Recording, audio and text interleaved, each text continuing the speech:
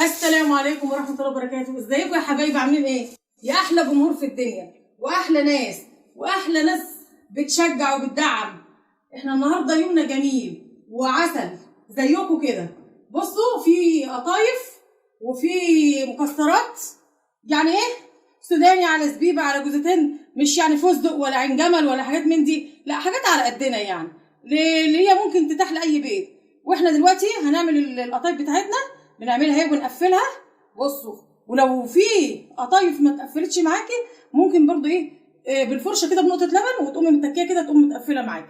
يعني لا قدر الله لو مصطبحه وما تيجي تشتغلي اعملي في كيس. ليه بقى؟ علشان خاطر ما تنشفش منك، لانها اقل حاجه دي عجينه بتنشفها وبتفتح منك تاني. فاحنا اهو بصوا بتتكوا على الحروف اهي. طبعا انا بكلم الناس اللي ما يعرفوش. في ناس دلوقتي هيشوفوني يقولوا لي هو احنا لسه هنتعلم القطايف؟ ده احنا متعلمين. يا ستي انت متعلمه، بس والله في ناس ما تعرفش الحاجات دي.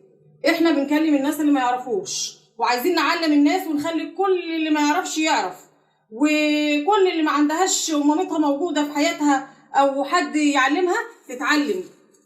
احنا عايزين كل حد يعرف كل حاجه. ويا جماعه ما تنسوش التدعيم للقناه. القناه دي بادئه وهتكبر بيكم ان شاء الله. عايزين تدوسوا لايك وتشيروا، ويا ريت اللي يكتب في الكومنتات كده ويكتب لي اعجاب، يكتب لي اعرف ان الفيديو ده حلو وناجح مره واتنين، اعرف اللي ده دي اللي هو بيدعمني اكتر واكتر. والف شكر ليكم. بصوا دلوقتي احنا هنطلع من الكيس اهو، علشان برضو ايه، نحط حبه هنا كده، هنقلي اهو. بصوا حتى لو فتحت وانت جايه تحطي في الزيت دي، بسم الله الرحمن الرحيم، العجينه بتاعتها على طول. فانت لازم لما تيجي تعمليها في وقتها. بصوا احنا حاطين الزيت اهو، ومش حاطين زيت كتير، يعني عشان خاطر ده الحاجات دي لا تعبيها بعد كده في علبه اما تبرد ويبقى هي الاستعمال دوت، عشان حرام. لا بصوا بسم الله ما شاء الله، لا تيجي تحطي بقى كميه قليله عشان لو خلصت مش مهم. ادي الحاجه بتاعتنا اهي بتتقل اهي في الزيت. ويا سلام برضو لو في حته سمنه صغيره تحطيها، مش متاحه حته سمنه اهي. وبعد كده نقلبها، وعاملين بقى مصفى وتحت المصفى طبق. ليه بقى؟ هنطلع من هنا نحط في الشربات، وبعد كده نقوم جايين ايه حاطين تصفي الشربات. والله في ناس بقى بتحبها بشربات كتير ما تعملش الحركه بتاعت المصفى دي. هنخلص كل الكميه ونعمل ونوريكم النتيجه في الاخر. بصوا يا حبايبي، هي طالعه بقى ايه اللون الذهبي يعني.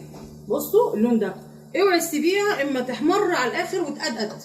انت تطلعيها لون ذهبي. بصي اللون ده طلعيها كده، واول ما تطلعيها تحطيها في الشربات يكون بارد. الشربات ده عباره عن ايه؟ عن كوبايتين سكر وكوبايه ونص ميه وعصره ليمونه في الاخر وكيس فانيليا، بس يبقى بارد. لو انت بتطلعي القطايف اهي تبقى القطايف سخنه وهو بارد، او العكس عندك الشربات سخن وهي بارده. ده الحاجه دي بتاعت الحلويات. ولو فاض منك شربات عبيه في بطرمان ولا عبيه في اي حاجه هينفعك في حاجه تانية برضو، ما ترميش حاجه. احنا الاقتصاد اهم حاجه، نقتصد وما نرميش، لان مش وقت الرمي دلوقتي. الحاجه غاليه جدا ومكلفه، فاحنا لازم ايه نكون يعني نعرف نوفر وندبر، على الاقل نعرف نعيش وما نشتكيش. ايوه يا حبايبي يا احلى ناس في الدنيا، نص كيلو قطايف ب 13 جنيه. عملناه طبق حلو اهو، تاكلي فيه وتتبسطي انت واولادك بعد الفطار. وممكن تجرنشي كده بحبه جوزة هند، وبالف هنا وشفا لكل اللي يتفرج علينا. ومع الف سلامه. ما تنسوش تدعمونا في اللايك والشير.